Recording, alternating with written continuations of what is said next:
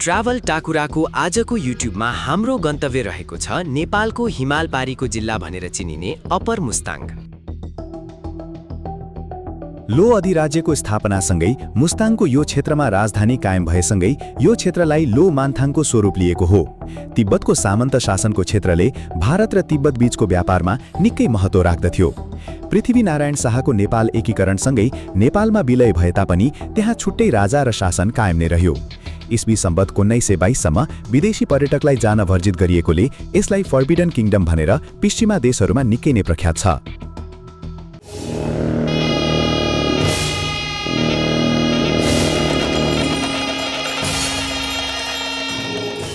यो ठाउँ प्राकृतिक रूपमा निकै विशिष्ट छ।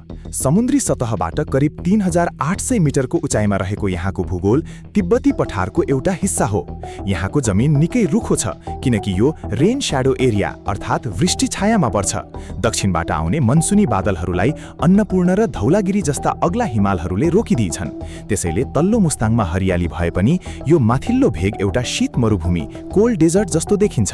यहाँको माटो बालुवा र चट्टानले भरिएको छ, जहाँ तीव्र वेगको हावाले पहाडहरूलाई अनौठो बुट्टा जस्तै आकार दिएको छ।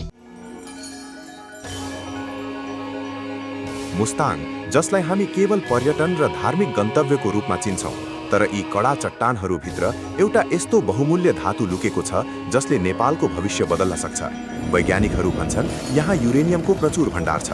अध्ययनका अनुसार मुस्ताङको लो मन्थाङ क्षेत्रमा करिब 10 किलोमिटर लम्बाइ र 3 किलोमिटर चौडाइको क्षेत्रमा युरेनियम फैलिएको पाइएको छ। विशेष गरी यहाँको पत्रे चट्टान सेडिमेन्ट्री रक्समा उच्च गुणस्तरको युरेनियम भेटिएको छ, जुन विश्वका अन्य विकसित खानीहरूसँग तुलना गर्न योग्य छ। युरेनियम उत्खनन गर्नु साधारण काम होइन। यसका लागि उच्च प्रविधि, अर्बौंको लगानी र कडा सुरक्षा आवश्यक पर्छ। साथै यो संवेदनशील क्षेत्र भएकाले वातावरणीय प्रभाव र अन्तर्राष्ट्रिय सुरक्षा कानुनहरूको पनि पालना गर्नुपर्ने हुन्छ। यदि हामीले यो कालो सुनलाई सही ढङ्गले उपयोग गर्न सक्यौँ भने नेपाल ऊर्जा र अर्थतन्त्रमा आत्मनिर्भर मात्र होइन, विश्व मानचित्रमा एक शक्तिशाली राष्ट्रको रूपमा उभिन सक्छ।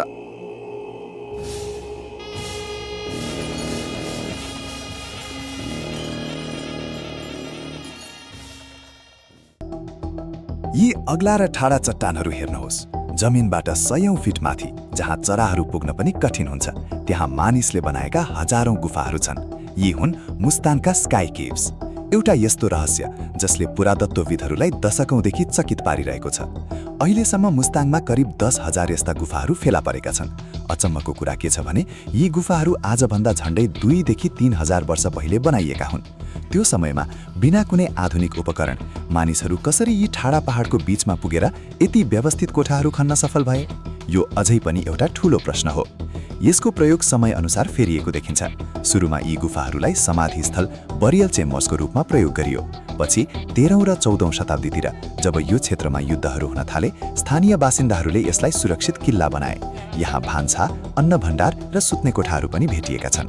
यहाँ केवल रित्ता कोठाहरू मात्र छैनन्, केही गुफाहरू त गुम्बा र ध्यान केन्द्रमा परिणत भएका छन्। यहाँ सुन र चाँदीको मसीले लेखिएका प्राचीन बौद्ध धर्मग्रन्थ र अद्भुत भित्तेचित्रहरू फेला परेका छन्, जसले मुस्ताङको समृद्ध इतिहास बोल्छन्। हो, यी गुफाहरू केवल ढुङ्गाका प्वाल मात्र होइनन्, यी त प्राचीन हिमालयी सभ्यताका लाइब्रेरी हुन्। नेसनल जियोग्राफिक जस्ता संस्थाहरूले यहाँ ममिफाइड शरीर र बहुमूल्य गहनाहरू पनि फेला पारेका छन्। मुस्ताङका यी स्काई केव्सले हामीलाई सम्झाउँछन् कि मानिसको इच्छा शक्ति र बाँच्ने कला कति बलियो हुन्छ। यी आकाश छुने गुफाहरू आज पनि मौन छन्, तर यिनले लुकाएका हजारौं रहस्यहरू अझै खुल्न बाँकी नै छन्।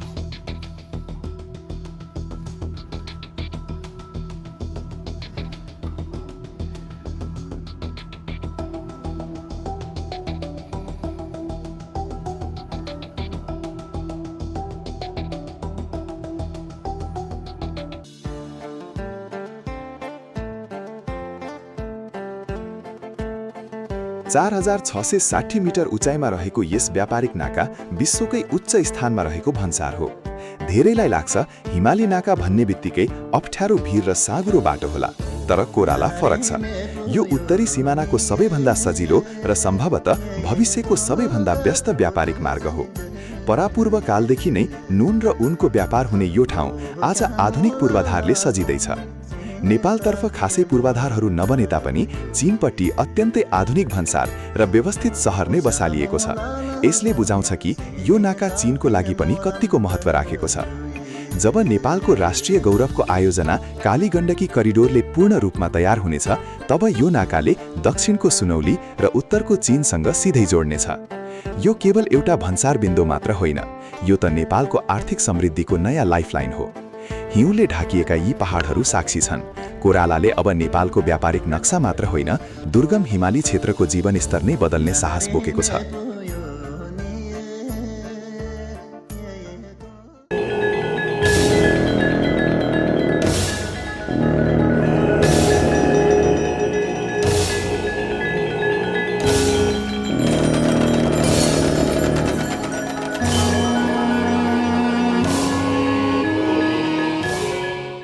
मुस्ताङ केवल ढुङ्गा र माटोको कथा होइन, यो त मानव सभ्यता, साहस र प्रकृति बीचको अनौठो सन्तुलन हो।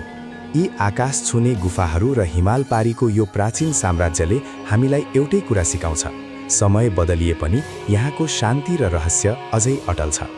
साँच्चै मुस्ताङ बुझ्न त त्यहाँ पुग्नै पर्छ, जहाँ माटोले इतिहास बोल्छ र हावाले भविष्यको गीत गाउँछ।